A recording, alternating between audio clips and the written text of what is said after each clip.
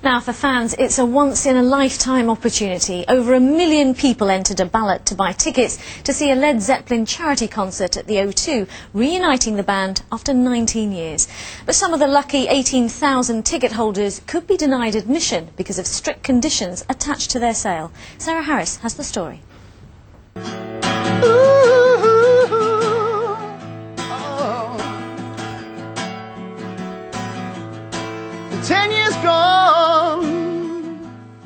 For years, Brentford resident Billy Culk has toured as Robert Plant in the tribute band Let's Zepp. They are his heroes, and when he managed to buy a ticket to their first concert in 19 years online, he was elated. But now organisers of next month's concert at O2 say his ticket has been cancelled. I saw Zeppelin in Nebworth in '79, and that was 27 years ago now. It's just, overjoyed. And then a few days later, you get an email saying, well, actually, your tickets have been cancelled. The real Led Zeppelin have been having a revival in popularity since their 70s heyday.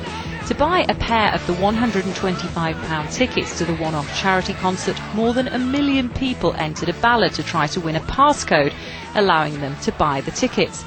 Billy says his friend gave him his password so he'd be able to get in. What have I done wrong? Where did I go wrong here? It was very unclear at the beginning. You got 3 minutes on the website, you get kicked off when you're buying the tickets. But they go into a lot of detail afterwards, once you've already purchased the tickets, to explain why they're not going to give them to you after all. Many of the passcodes ended up on eBay, as well as tickets with bids of over £1,000. Promoter Harvey Goldsmith endorsed the scheme to make sure genuine fans would be able to go to the concert. But many are now furious the tickets they thought they'd bought have now been declared invalid, and Billy's tribute band will be the closest they get to the real thing. Sarah Harris, BBC London News. Well, earlier I spoke to the promoter of the concert, Harvey Goldsmith, and asked him, in hindsight, did he think this was a fair way of allocating tickets?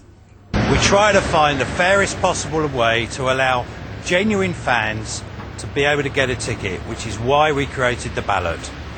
Simply put, there are a lot of people that are bleating and moaning, and those people who are bleating and moaning the most are those that are trying to profiteer from the concert. People that have genuine problems can contact us, contact my office, and we will happily look into their case and we will deal with it. But what happens if they get to the gate, for example, they actually get to the concert and their name doesn't match the person who bought the ticket or is at the ballot because it was a present? Are you going to turn them away? The basic system is, you want to go to the concert, put your name in the ring. You could be the first person or the last person that puts their name in the ballot. You've got an equal chance. If you've been lucky enough to win, there's a simple rule. It says the tickets aren't transferable when you get your passcode. Presumably, to anyone with a brain, that means the passcode's not transferable.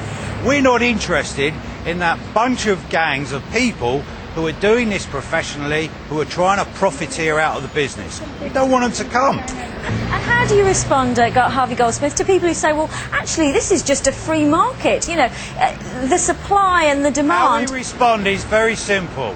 I'm not in this business to create a stock market or a commodity market in tickets. There are thousands and thousands of genuine people who want to go and see this particular concert. Why shouldn't they be able to buy them in the price that's set and done? Harvey Goldsmith talking to me earlier, and in case you're wondering who he's talking about there, the answer is eBay. Well, Richard Ambrose from the company is here to respond to that. You're basically being accused of being a vehicle for ticket touts to operate. Well, this is really a pickle of Harvey Goldsmith's making, and he's lashing out at any target he can find, and in that case, this is eBay. Really, this is a ludicrous way for him to distribute tickets, a lottery to get passcodes where you go to a website and pay a whacking great booking fee. What was wrong with just distributing them to actual members of Led Zeppelin's fan club, for example? So Harvey Goldsmith has created the situation where a secondary market like eBay is necessary. You say necessary, but do you feel comfortable with the fact that in some cases the tickets are inflated by 10 times? A ticket that would cost £100 is on your site for over £1,000? Well, it's worth pointing out there are very few Led Zeppelin tickets for sale on eBay at the moment, possibly because Harvey Goldsmith made it so incredibly difficult actually to get hold of them. There are about 5 on the site this evening, for example. Well, that's precisely his point, isn't it? He's trying to make it difficult to get hold of them because, in his words, he called you a bunch of gangs profiteering out of the business because it's a charity concert. Well, I don't think we're really profiteering out of the business. When you buy a ticket, it's perfectly legal for people to resell it. It belongs to them. And if anyone's profiteering, it's Harvey Goldsmith. He has a deal with Ticketmaster so that if anyone can't go to the concert for a legitimate reason and wants to sell it back to them, he'll charge them 10% for doing so. And can I ask you, do you think it should be different in charity cases? For example, let's just turn to Live Aid, where the tickets were free, but they did appear on your site. Massive price, but you only took them off after a huge outcry. Yeah, I think with charity tickets, we'll take a view on a case-by-case basis. In general, tickets are legal to resell, but So when there hasn't been if any... people complain, then you would take it off? No, I think when there hasn't been any profit made by the organisers or the people appearing at a concert, in that situation, then I think we'd be comfortable removing the tickets. OK, Richard Ambrose, many thanks indeed for joining us. Thank you.